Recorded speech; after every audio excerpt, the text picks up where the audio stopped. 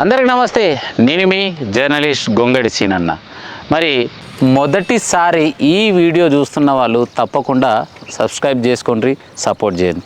మరి గియాల ముచ్చట ఏంటంటే, మరి ఈ యొక్క డబల్ బెడ్రూమ్లు ప్రారంభించి నేటికి 7 సంవత్సరాలు పూర్తి చేసుకురు.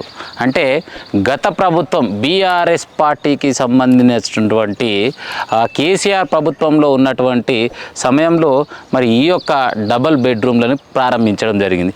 మరి ఇప్పుడున్నటువంటి ప్రభుత్వం కాంగ్రెస్ ప్రభుత్వం మరి ఏం చేశారు, ఎట్లా చేశారు అంటే, గత ప్రభుత్వంలో ఉన్నటువంటి ఈ యొక్క నిర్మాణాలు అంటే కేసీఆర్ సార్ అన్నాడు కదా, ఇంటికి అల్లుడు వస్తే యాడ వండుకోవాలంటే ఏముంది, డబల్ బెడ్రూమ్ ఇస్తే అత్తొక రూమ్లా, అల్లుడు ఒక రూమ్లా, ఇక అల్లుడు బిడ్డ ఒక రూమ్లో, మిగతా వాళ్ళు అందరు కలిసి ఒక రూమ్లో అన్నట్టు డబల్ బెడ్రూమ్ ఇస్తే ప్రజలందరూ కూడా మంచిగా ఉంటారని చెప్పేసి ఈ యొక్క నిర్మాణాలు ప్రారంభించారు.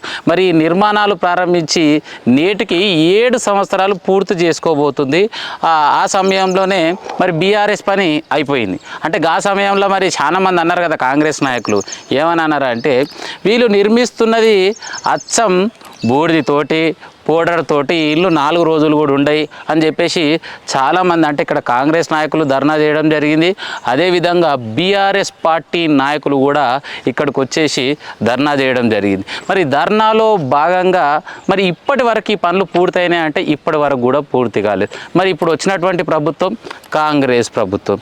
మరి ఇప్పుడైనా ఈ కాంగ్రెస్ ప్రభుత్వంలో ఉన్నటువంటి నిర్మాణాల్లో భాగంగా ఇంతకు ఇది సక్సెస్ అవుతుందా మరి కాదా? మరి అప్పుడున్నారు కదా క్లియర్గా వీళ్ళు నిర్మిస్తున్నది బూడిదితోటి. మరి ఈ బూడిదితోటి నిర్మించినటువంటి గృహాలని మరి గూలగొట్టి ఫస్ట్ నుంచి ఏమైనా నిర్మిస్తారా, లేక వీటినే కన్స్ట్రక్షన్ చేసి ప్రజలకు ఇస్తారా?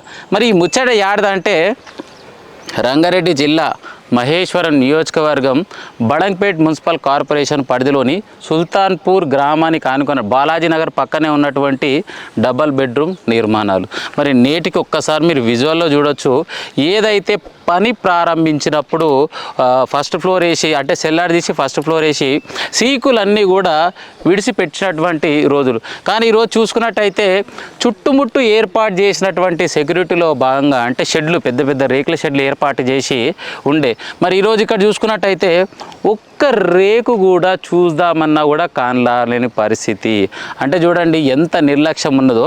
ఇక్కడ చుట్టుపుట్టు ఏర్పాటు చేసినటువంటి రేకులను అన్నీ కూడా దొంగలు రాత్రికి రాత్రే చుట్టుముట్టు ఉన్నటువంటి కొన్ని కాలనీకి సంబంధించినటువంటి ప్రజలు ఈ యొక్క రేకులనే కావచ్చు, సీకులను అయితే కిందికి, టోటల్ కింది దగ్గరికి నైట్ మరి మిషన్లు తీసుకొచ్చిరా ఏం చేసిరా తెలియదు, కానీ మొత్తం మీద ఒక్క పిల్లర్ పర్ఫెక్ట్గా లేకుండా అన్నీ కూడా కటింగ్ చేయడం జరిగింది. మరి ఈ నిర్మాణాన్ని మరలా నిర్మించాలంటే ఎంత కష్టమవుతుందో ఒక్కసారి చెక్ చేయండి. ఫైనల్గా ఈ డబుల్ బెడ్రూమ్లు ఇంతకు ఈ పనులు పూర్తి చేస్తారా, చెయ్యరా? మరి ఈరోజు మన నియోజకవర్గాన్ని, అంటే రంగారెడ్డి జిల్లా మహేశ్వరం నియోజకవర్గానికి ఐటీ శాఖ మంత్రి ఎవరు, దుద్దిల్ల శ్రీధర్ బాబు రాబోతున్నావు. మిగతా ముచ్చట మరి సార్ని అడిగి తెలుసుకుంటా. మరి ఇంతకిది ఎన్ని రోజులలో పూర్తి చేస్తారు, ప్రజలకి ఎన్ని రోజులలో అందిస్తారు, ఇంతకు పూర్తి చేస్తారా, చెయ్యరా, ఇంతకు ప్రజలకు ఇస్తారా, ఇయ్యరా అనే ముచ్చట మరి అక్కడికి వెళ్ళి మిగతాదంతా చూపించే ప్రయత్నం చేస్తా. ఇప్పటిదాకా ముచ్చట అయితే నచ్చింది కదా. ఇంకొక ముచ్చట్లో భాగంగా మిమ్మల్ని అడిగేది ఏంటంటే, క్లియర్గా గత ప్రభుత్వంలో మరి మాజీ విద్యాశాఖ మంత్రి, మరి ఇప్పుడున్నటువంటి ప్రస్తుత ఎమ్మెల్యే సబితా ఇంద్రారెడ్డి గారిని కూడా నేను ఒక క్వశ్చన్ అడగదలుచుకున్నా. మరి గత ప్రభుత్వంలో ఉన్నటువంటి మీ రూలింగ్ పార్టీలో భాగంగా ఇప్పటి వరకు ఈ పనులు పూర్తి కాలేవు. మరి ఇప్పుడు చూసుకుందామంటే ఎమ్మెల్యేనేమో బీఆర్ఎస్ పార్టీ, అవునా, ఇప్పుడు మాది ఏం నడవదు అన్నట్టుంది.